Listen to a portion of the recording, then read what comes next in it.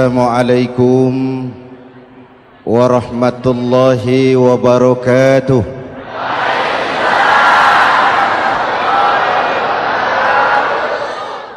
Alhamdulillah wassalatu wassalamu ala Rasulillah Sayyidina Muhammad ibn Abdullah wa ala alihi wa sahbihi wa mawala, amma ba'du. Saudara-saudara kaum muslimin di seluruh tanah air, hari-hari pada minggu akhir Ramadan kita bersama-sama menyaksikan sebuah fenomena tentang pindahnya kegiatan umat dari masjid ke pasar, dari masjid ke terminal, dari masjid ke stasiun, dari masjid ke bandara. Apa boleh buat, itulah wajah kita. Bahwa lebaran artinya mudik, bahwa lebaran artinya baju baru dan makanan. Lebaran berbeda dengan Idul Fitri. Lebaran adalah tradisi yang setiap kita boleh ikutan. Siapa saja boleh ikut lebaran, tapi tidak tiap orang bisa merayakan Idul Fitri. Mau puasa atau tidak puasa boleh lebaran, tidak dilarang sama petugas keamanan. Mau ibadah Ramadan atau tidak melaksanakan ibadah Ramadan boleh ikut lebaran, tapi tidak berarti merayakan Idul Fitri, karena selalu ada kos dari apa saja yang kita lakukan. Saya mau cerita, mau dengar nggak? Ada dokter gigi, dokter baru. Satu sore praktek, pasiennya 4 orang nunggu duduk jejeran. Dipanggil pasien pertama, diperiksa, berlubang giginya, dicabut tanpa dibius. Namanya dokter baru.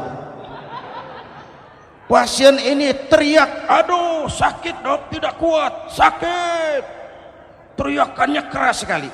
Pasien yang 3 orang yang nunggu gemeter, lari semua.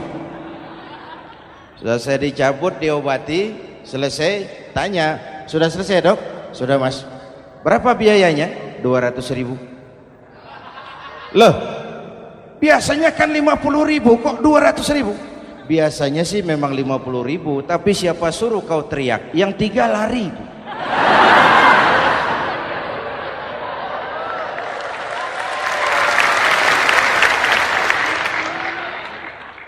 Cerita pendek ini ingin berpesan kepada kita, selalu ada ongkos yang harus kita bayar dari apa saja yang kita lakukan.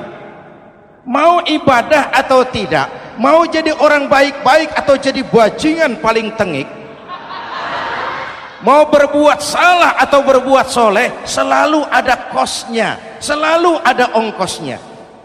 Kita bicara kembali kepada fitrah, Idul Fitri. Bagaimana caranya? Pertama saya ingin mengutip bagian pendek dari ayat 185 Al-Baqarah.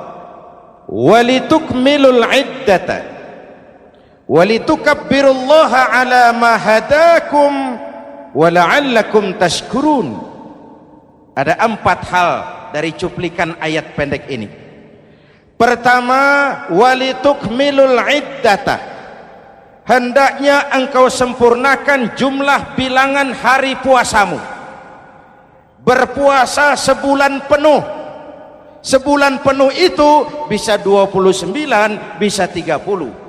Pak, kalau beda pendapat bagaimana? Ada yang lebaran tanggal 5, ada yang lebaran tanggal 6. Hadirin, bagi yang punya kemampuan berijtihad, silahkan melakukan ru'yatul hilal. Bagi yang tidak, lebih aman ikut pesan Nabi. Apa pesan Nabi? Fa iza ikhtalaftum fa alaikum bisawadil a'zam ma'al haqqi wa ahlihi. Kalau kamu berbeda pendapat, ikut golongan terbanyak yang benar dan ahlinya. Jadi walaupun banyak, kalau tidak benar dan bukan ahlinya, tidak usah ikutin. Banyak benar dan ahlinya. Contoh, 100 insinyur berbeda pendapat dengan 10 kiai tentang doa kunut.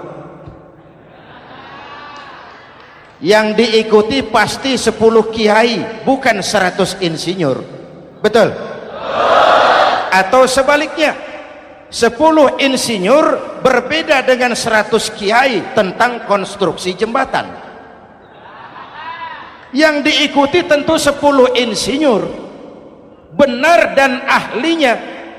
Maka yang paling aman, kita punya departemen agama. Departemen agama punya ahli dari MUI, dari Nahdlatul Ulama, dari Muhammadiyah, dari Al-Wasliyah, dari Syarikat Islam, dikumpulkan melakukan ru'yatul hilal. Yang paling aman, dengeri saja pengumuman departemen agama.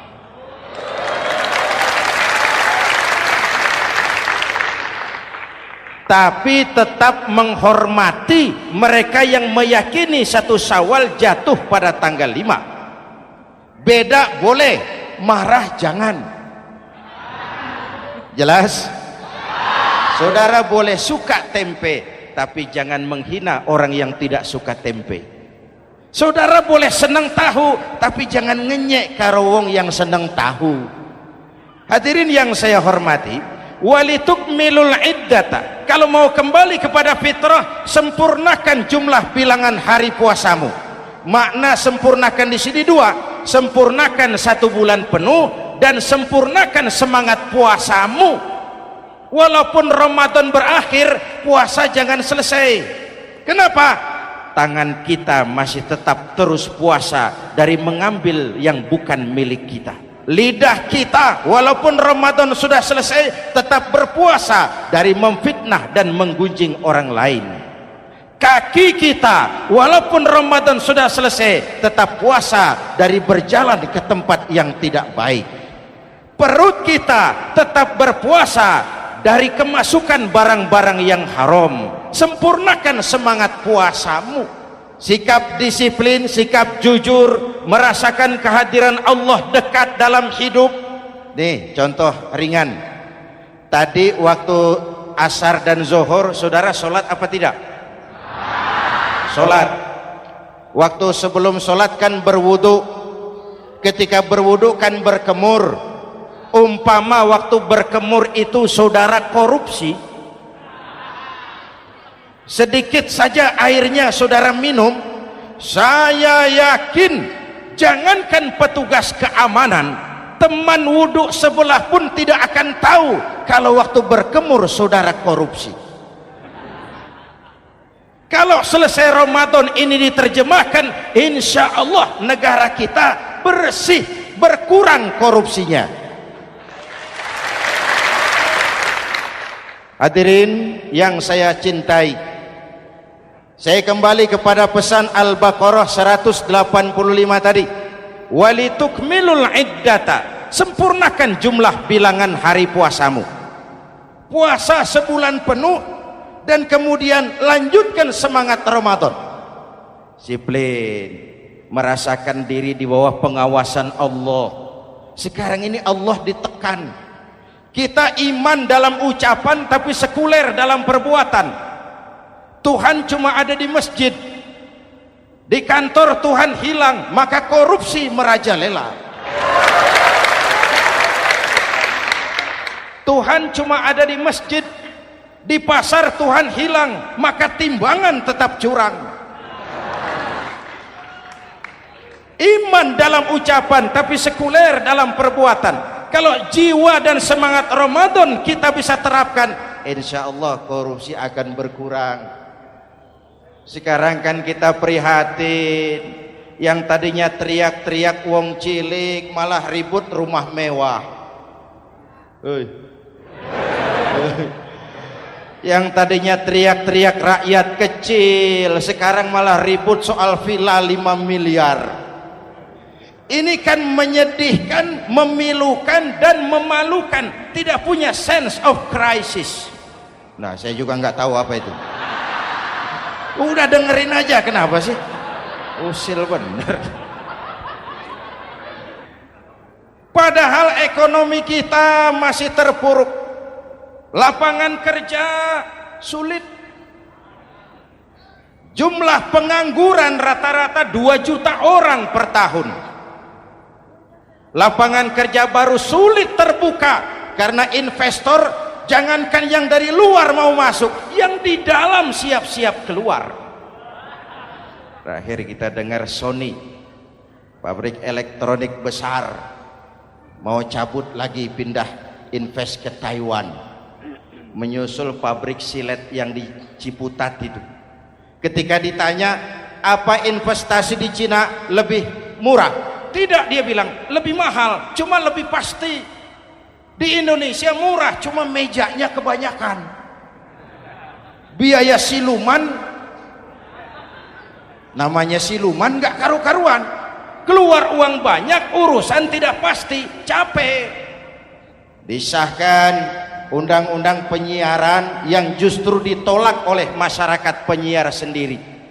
Industri penyiaran bakal kolaps karena sekarang ini boro-boro mereka industri televisi mau break even point, mau pulang modal, dengan ke depan bisa bangkrut. Akibatnya bisa kita pastikan, jumlah pengangguran makin bertambah.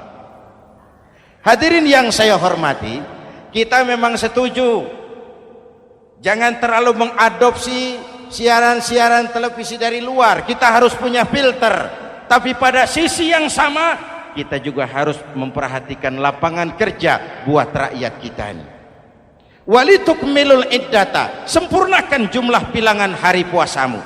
Kalau jumlah hari puasa sudah sempurna, tuntunan yang kedua dari Al-Quran, walitukabbirullah, hendaknya engkau agungkan nama Tuhanmu. Takbiran. Takbiran itu bisa sendiri, bisa berjamaah, bisa di rumah, bisa di masjid, bisa di surau, bisa dengan pawai keliling, asal dilaksanakan dengan tertib dan tidak mengganggu lalu lintas umum. Prakteknya yang terjadi, pawai keliling itu mengganggu ketertiban umum, perang petasan,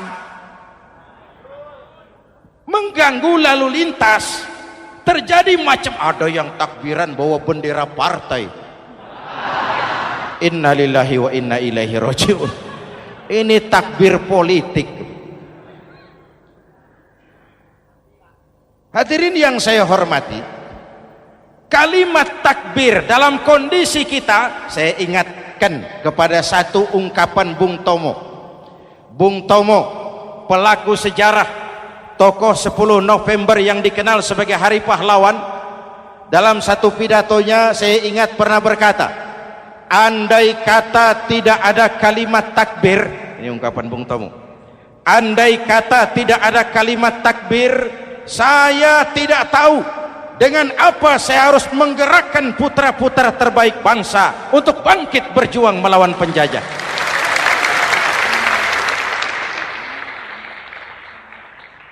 Ketika Allahu Akbar, itu londo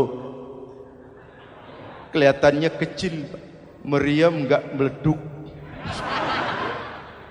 Dahulu orang-orang tua kita cuma ada 2 kata, merdeka atau mati. Tidak berpikir nanti kalau menang dan merdeka saya jadi wali kota di mana.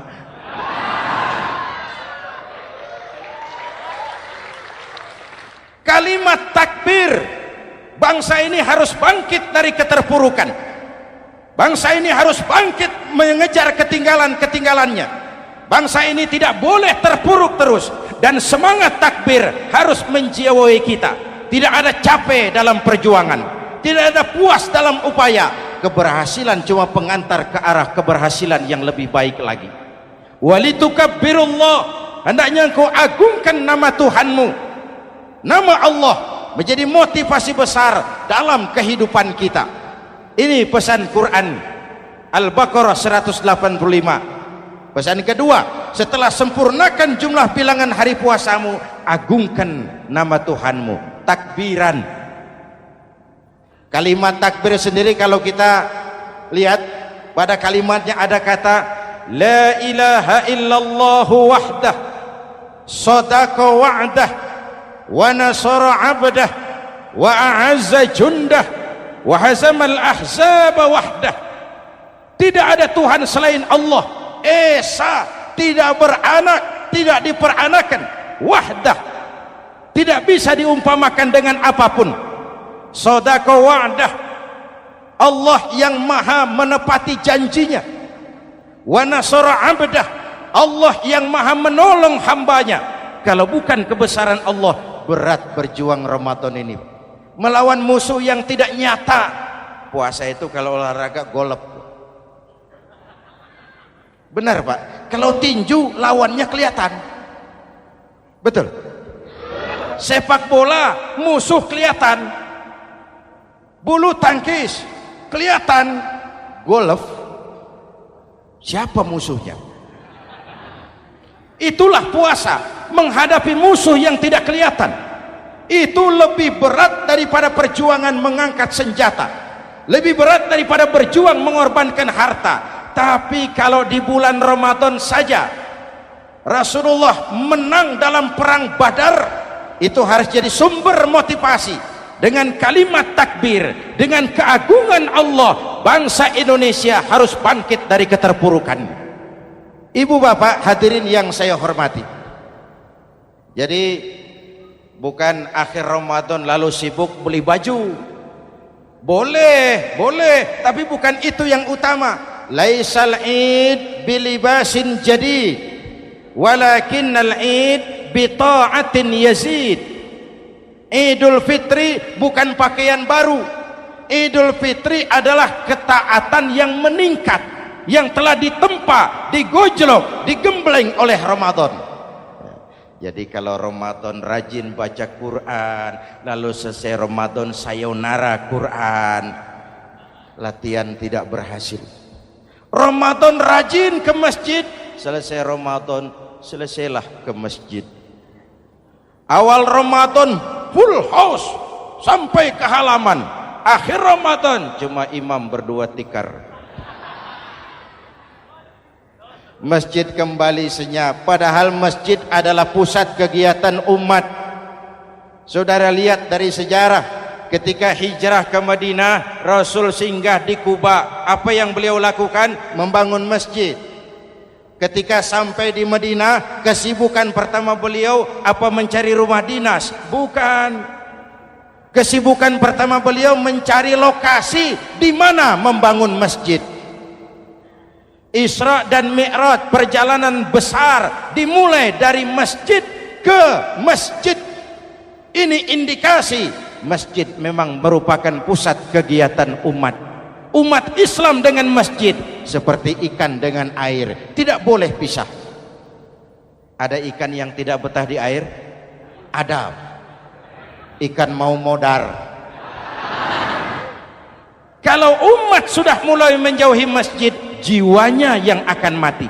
Kalau jiwanya mati, jasadnya masih hidup, itu namanya bangkai berjalan. Walitukabbirullah, engkau agungkan nama Tuhanmu, takbiran. Setelah berjuang penuh membina takwa, mengharap ridho, mengendalikan nafsu. Ingat loh, puasa itu bukan menghilangkan nafsu, mengendalikan, menempatkan pada tempatnya. Manusia tanpa nafsu bukan manusia, tapi manusia yang disetir nafsu turun jadi binatang, bahkan lebih rendah daripada binatang. Puasa ini menempatkan nafsu di tempatnya. Hai laki-laki, kamu nafsu sama perempuan? Betul Pak. Perempuan suka laki-laki? Betul Pak. Boleh lewat sini, lewat pintu yang disebut nikah. Ini nafsu disalurkan lewat pintu yang disebut nikah. Jangan seperti ayam kawin tiap malam, nikah tidak mau.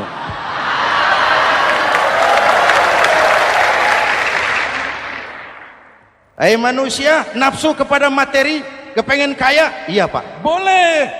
Usaha yang halal, jual beli yang halal. Wa ahallallahu al-bai'a wa harrama riba. Allah halalkan jual beli. Jangan ingin kaya lalu makan renten, ingin kaya lalu korupsi, ingin kaya lalu buka peternakan tuyul.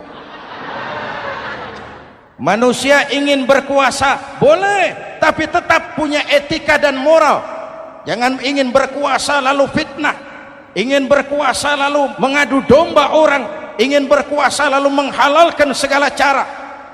Puasa menempatkan nafsu pada tempatnya. Manusia yang dikendalikan nafsu lebih puas daripada binatang. Saya punya ungkapan lama, sebuas-buasnya kerbau makanannya tetap rumput. Saya belum pernah dengar ada kerbau terlalu buas lalu makan roti. Betul?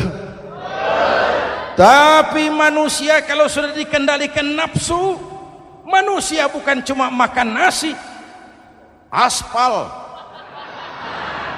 semen, kertas, minumnya solar, jauh lebih buas daripada binatang. Inilah puasa, arep nguwong kewong, agar manusia itu jadi dirinya, fitrahnya, jangan dikendalikan oleh nafsu.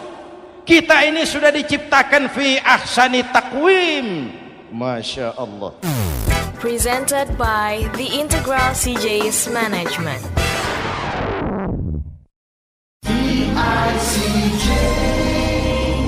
Hadirin, yang ketiga pesan Al-Baqarah 185 tadi, setelah sempurna jumlah bilangan hari puasa, lalu mengumandangkan takbir, membayar zakat fitrah. Kenapa itu kita lakukan? Mengagungkan nama Allah, ala ma hadakum. Agungkan nama Allah yang telah memberikan hidayahnya kepadamu. Masya Allah nih, hidayah, kita bersyukur. Hidayah ini hak prerogatif Allah, diberikan kepada siapa saja yang dikehendaki oleh Allah. Kita bisa lihat dalam sejarah, ada anak Nabi tidak mendapat hidayah, tidak terpanggil mengikuti kebenaran yang disampaikan oleh bapaknya, namanya Kan'an, putra Nabi Nuh. Ada ayah Nabi bernama Azar, ayah Nabi Ibrahim, putranya penegak tauhid, ayahnya produsen berhala. Ada istri Nabi, istrinya Nabi Lut, tidak mendapat hidayah, tidak terpanggil mengikuti kebenaran. Lalu Abu Jahal, Abu Lahab, paman Nabi, melihat Nabi, menyaksikan mukjizat, mendengar wahyu, melihat tutur kata Nabi, hidayah tidak datang kepada dia, maka mereka tidak terpanggil mengikuti kebenaran. Kita alhamdulillah keponakan Nabi saja bukan, mendapat yang namanya hidayah ini harus kita pelihara, kita jaga baik-baik, karena ini merupakan hak prerogatif Allah. Yahdi man yasha, diberikan kepada siapa saja yang dikehendakinya. Hadirin, sembari kita mengambil pelajaran tentang Kan'an yang tidak dapat, putra Nabi Nuh. Ini saya ngambil bagian cerita sejarah. Masih mau dengar? Nabi Nuh diberi umur 950 tahun, berdakwah sepanjang hidup. 800 tahun beliau dakwah, dapat pengikut tidak lebih 80 orang, rata-rata 10 tahun satu.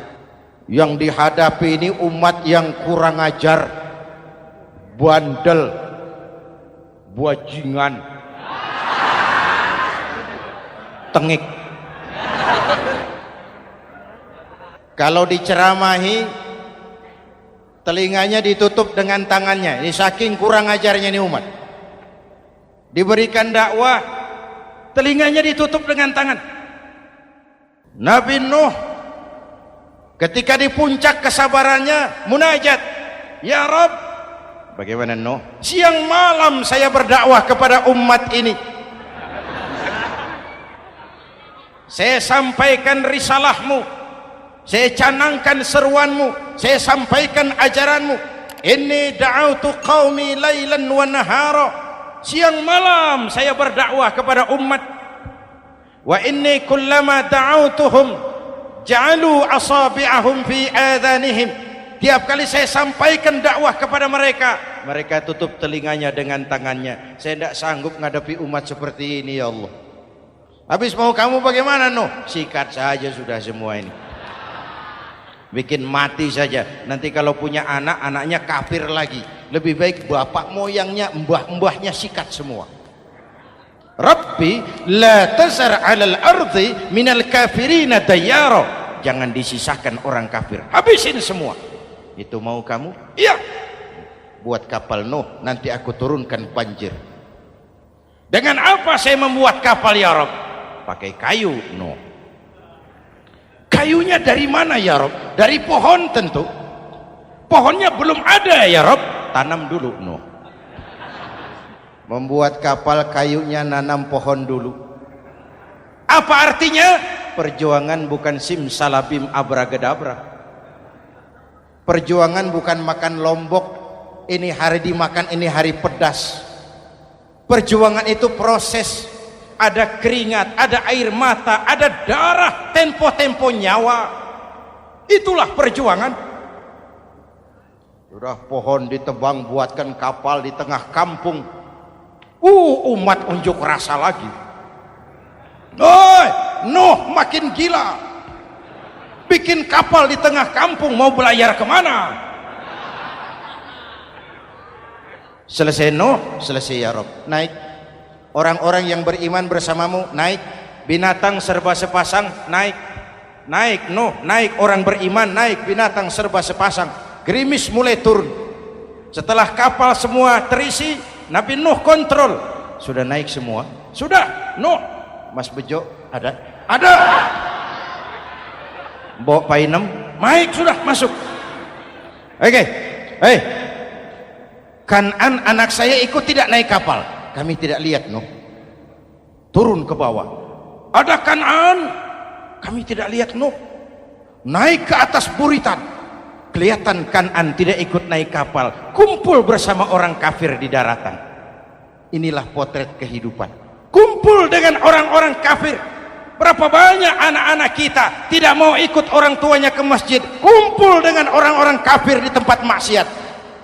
Nuh karena sayang kepada anak, dari atas kapal memanggil, ya bunayyarkam ma'ana. Ya, ini bahasa orang manggil Pak. Kan'an, kesini nak, naik kapal sama papi. Ini terjemahan bebas. Jawab Kan'an di bawah, tidak mau Pak, saya di sini saja. Jangan nak, Allah sedang murka, akan turun banjir. Kalau datang banjir Bapak, sa'awi ila jabalin ya'simuni minal ma'. Saya akan naik ke gunung tinggi yang bisa menyelamatkan saya dari banjir. Kan'an naik ke gunung tinggi, gunung pun tenggelam dihantam banjir. Dalam puncak kepedihan, Nabi Nuh akhirnya sadar, ya Allah, kalau orang kafir tenggelam memang saya yang minta, tapi Kan'an kan anak saya. Nuh, anggap Kan'an bukan anakmu. Wa innahu amalun ghairu salih. Nuh sadar, akhirnya bilang, ana urid wa anta turid wallahu fa'alun lima yurid. Aku punya kemauan, kau Kan'an punya kemauan, Allah juga punya kemauan. Kemauan Allah lah yang akhirnya jadi kenyataan. Nek sekarang juga kita ngadepi musim banjir.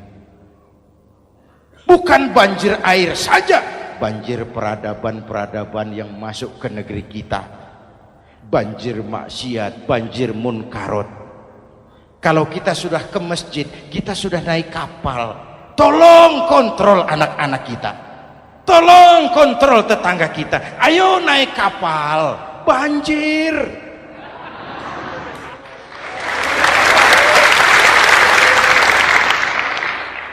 Ditutup ayat ini dengan wala'allakum tashkurun. Atas hidayah yang diberikan kepada kita, kita bisa melaksanakan ibadah Ramadan, bisa takbiran, dan diakhiri dengan ungkapan tasyakkur.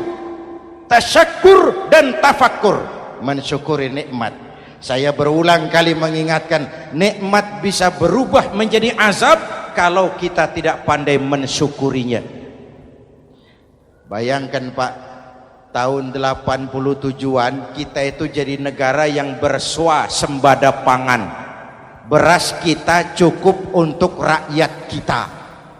Sekarang kita jadi pengimpor beras terbesar. Kita beli beras ke Vietnam, kita beli beras ke Thailand, ke negara-negara yang lebih kecil dari kita. Kenapa? Karena sawah kita tanami gedung dan beton. La in syakartum